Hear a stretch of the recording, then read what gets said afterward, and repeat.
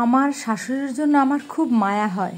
বেচারি 18 বছরের সংসারে এত ত্যাগ কষ্ট করে দিন শেষে পেয়েছিল ধোঁকা। এখন আসি মূল ঘটনায়। আমার শাশুড়ি 4 ভাইয়ের একমাত্র বোন, মানে অনেক বেশি আদরের ছিল তিনি। উনি চাওয়া মাত্রই সব কিছু রেডি পেয়ে যেতেন। তার জন্য আলাদা একটা কাজের লোকও ছিল। মাশাআল্লাহ, সৌন্দর্যে উনি কোনো অংশে কম ছিলেন না। এক বিয়ের অনুষ্ঠানে আমার শাশুড়ির সাথে প্রথম শ্বশুরের দেখা হয়। আমার শ্বশুরের চাচাতো ভাইয়ের বউ হচ্ছে আমার শাশুড়ির খালাতো বোন। সেদিন থেকেই আমার শ্বশুর পাগল আমার শাশুড়িকে বিয়ে করার জন্য। কিন্তু আমার শাশুড়ির ফ্যামিলি রাজি না, কারণ শ্বশুরের ফ্যামিলি অনেক বড়, তার মধ্যে কোনো ভাই বোনের সাথে সম্পর্ক নেই। আমার শ্বশুর প্রায় প্রতিনিয়ত তার চাচাতো ভাইয়ের বাসায় যেত তার ভাবির সাথে কথা বলতে, মানে আমার শাশুড়ির খালাতো বোনের সাথে কথা বলতো। আমার শ্বশুর অনেক ঘোরাঘুরি করে আমার শাশুড়ির পিছনে প্রায় 2 বছর ঘোরে। শেষমেশ আমার শাশুড়িও রাজি হয়ে যায়, তাদের বিয়ে হয়। বিয়ের পর আমার শ্বশুর নিজের ব্যবসা শুরু করে, সেটাতে লস হয়। আমার শাশুড়ি নিজের বাপের বাড়ি থেকে টাকা এনে দেয় দ্বিতীয়বার ব্যবসা করার জন্য, সেটাও লস হয়। আমার শাশুড়ি আবার শ্বশুরকে যথেষ্ট পরিমাণ ভালোবাসে, যার কারণে নিজের গায়ের গয়না বিক্রি করে দেয়।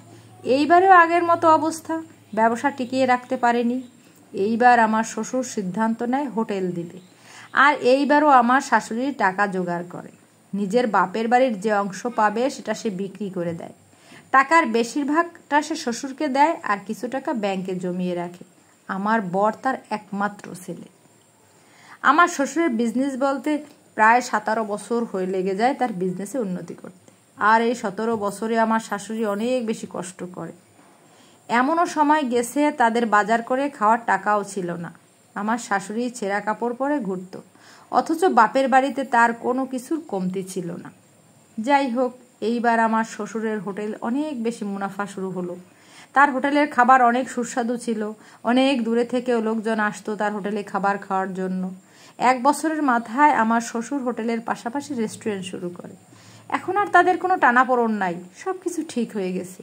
আমার শ্বশুর যতগুলো স্বর্ণ আমার শাশুড়ি থেকে নিয়েছিল সেগুলো সব দিয়ে দেয়। সব কিছু ঠিক যাচ্ছিল। এর মধ্যে হঠাৎ একদিন আমার শাশুড়ি জানতে পারে আমার শ্বশুর তাকে চিট করছে।